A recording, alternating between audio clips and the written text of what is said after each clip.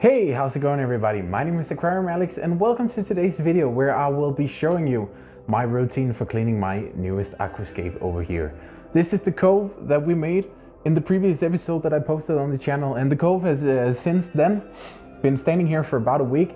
I've given it a little bit of a clean that I'll talk about while we actually fix this up and just make it look super good once again, and the reason why I had to do it just a couple of days after setting this one up. I do want to start off today's video by just briefly showing you guys what it looks like at the moment and talk a little bit about it, because there actually has been a few changes to it since I posted that previous video. First of all, I wanted the tank to be properly planted. So we have some Styrogen, some Hemianthus in there, and also some Rotalas that I did not show you guys back when I first planted the tank. But I felt like it was a bit empty, so it's a nice addition to it.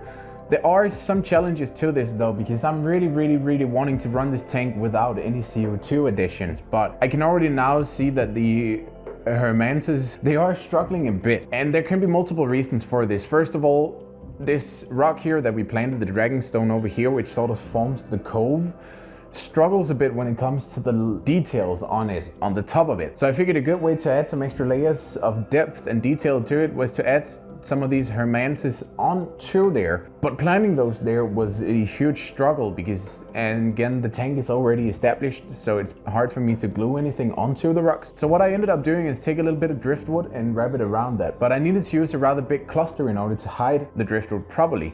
The result of this has also been that I think it's way too tightly packed in there, because you can see some of the leaves just mildly going yellow, not very bad, but I honestly don't think that the entire plant is going to survive. But we're going to have to see how it fares, and some of it grows very nicely down here at the bottom, so we still have that going, and we don't have to fear too much that we lose it, because we can always harvest from there. And I also planted some of the rest of it on the aquarium just down below. Now next up, we have the Styrogenes over here, which are looking very good. I did actually cut some of them just the day after I planted them. And even though I did that, I think we still have to cut a few of them, so I can show you the process of doing that and then replanting, because we want this to just carpet the entire bottom down there. So we are gonna have to cut some of them down even more and start replanting. Finally, we have the Rotalas over here, which are absolutely beautiful. This is the Vietnam species of them, and they have just grown an immense amount since I planted those. So super excited for that. And likewise, we are gonna cut those and replant so that we can get an even thicker look over here. Before we get into any of that though, we do have to clean out the aquarium and just start removing some algae as well. So that is the first thing we will be doing today.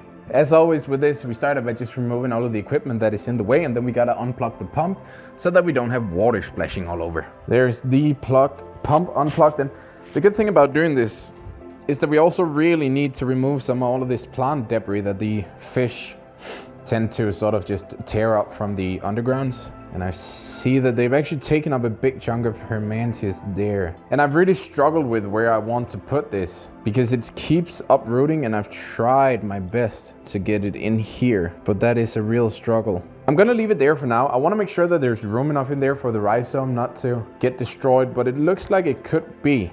I want to reuse as many of these as I can possibly catch from here. This one as well.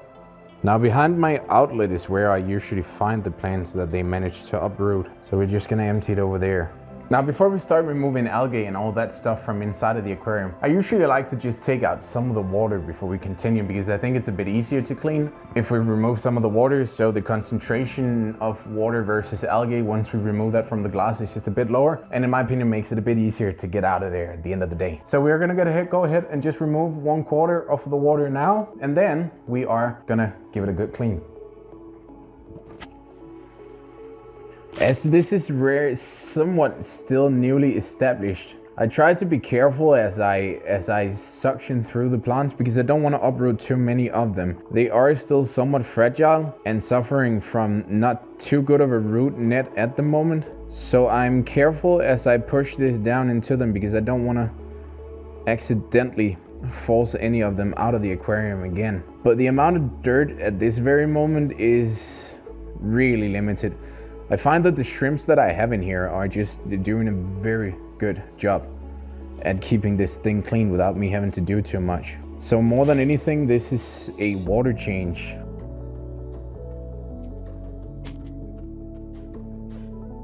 You might be thinking, since you see that the water is not really dirty or has a bunch of stuff down at the bottom, then you might be thinking, well, do I have to do my cleans then? And the simple answer to that is yes, indeed you do. You shouldn't just see water changes at something you do because the aquarium is dirty, or you might see a lot of junk at the bottom. You don't see nitrates and you don't see ammonia in the water, so you won't be able to tell if it's there. But I guarantee you that your levels are higher than it was when you just changed the water. So you want to do it regardless of the appearance of the aquarium itself is at right now. And then since the aquarium is in the state that it is in right now, I'm just gonna give it a good swipe here with my trusty magnet. I know people tend to use sponges and all sort of stuff, but I honestly find that my magnet does a very good job at this, as long as the glass is just not too dirty.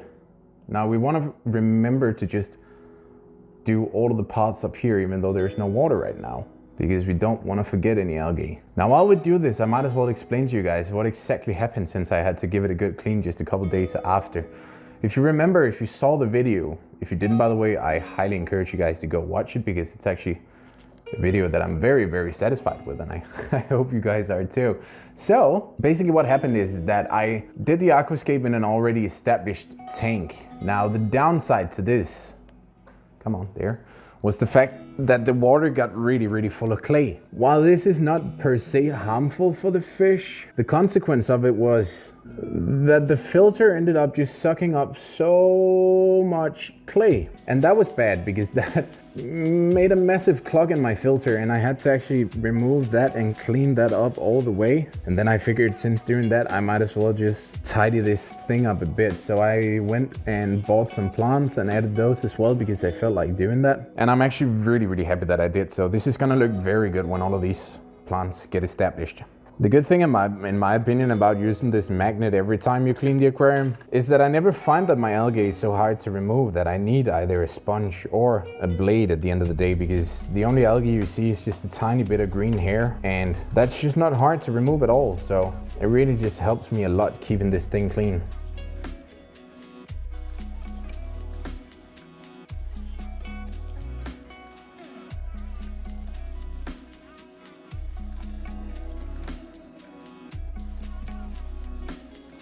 And as easy as that, we actually have pretty much all of the algae that I can see removed, and the backside already looks a million times better. So we did get a few extra plant debris floating now, which we can just grab here and replant once we're ready to do so. But before we're ready to do that, I'm just gonna go ahead and remove the last of the water from the aquarium.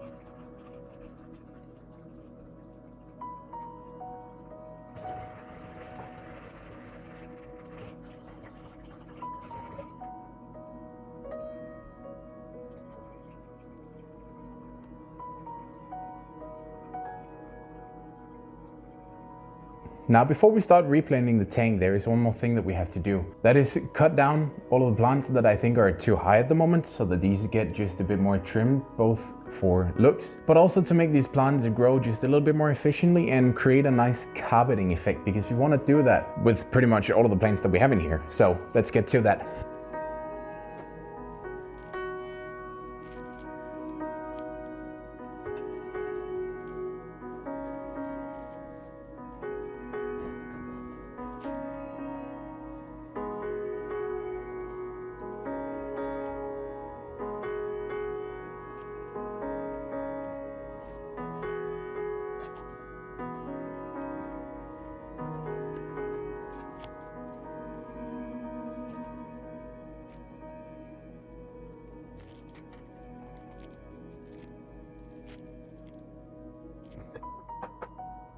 Now, as I can see that these have actually been uprooted just a bit, I'm gonna drag them down again and just try to get them nicely back into the soil here. Because I'm assuming that these did start rooting already. The main issue is likely that the fish have pulled on them and then kind of pulled them up. So we just gotta sort of strengthen them in there again. So we got most of them up now and we can slowly start replanting. The thing is that when I cut these, I want to make sure that I remove the bottommost leaves so that we have a nice bit of the plant left to put back into the soil, because with these new cuttings, they don't really have a lot of root right now. So we want to make sure that we have a nice piece that we can get firmly into the soil so that it's held onto until it's actually rooted enough to stay down there on its own. So we're gonna go ahead and just squeeze that in there and make sure that it stays. And always try to see if you can find a nice spot that is not too planted already, so that this one gets an even amount of light compared to all of the other ones. If you don't get that, you might see the cuttings fade before they even get to root. Now this one is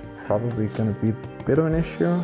And then we have a bunch of these rotalas here, and what I'm trying to do is I'm just trying to grab these in bundles of, I don't know, 4 or 5 cuttings and then plant those together.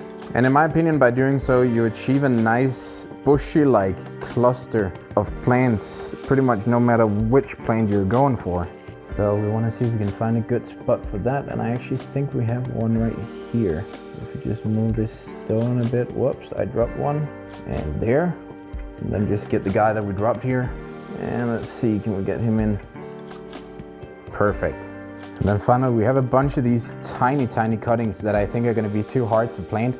So what we're going to do with those is I'm going to drop them into my little aquarium down here and just let those be floaters for a few days, because hopefully they'll start producing some roots then. And then they're going to be easier to plant once they've done that. And then this should be the final bundle that we have to bring back down there. And again, just trying to shove a bunch of sand in between so they don't uproot as easily once we replanted them. And I think that should be pretty much all we need to do this time. I'm pretty happy with the results, so the only thing we have to do now is simply just to get this thing filled back up with water. So that's all the water in. The only thing we have to do now is just to simply let these air bubbles go away first of all, and just give those leaves up there a little clean and reconnect the pump. And that's all the work needed in order to do this. As you can see, the air bubbles still need to just clear out. And then we have to catch all of that plant matter. We want to get that out because it's quite harmful to the fish at the end of the day. That also breaks down into all sort of toxins that we don't like. So we want to remove that as well. But once we've done that, this aquarium is ready to run again. And it's going to look good right until we go in there and clean it the next time and keep super crystal clear water. Easy as that.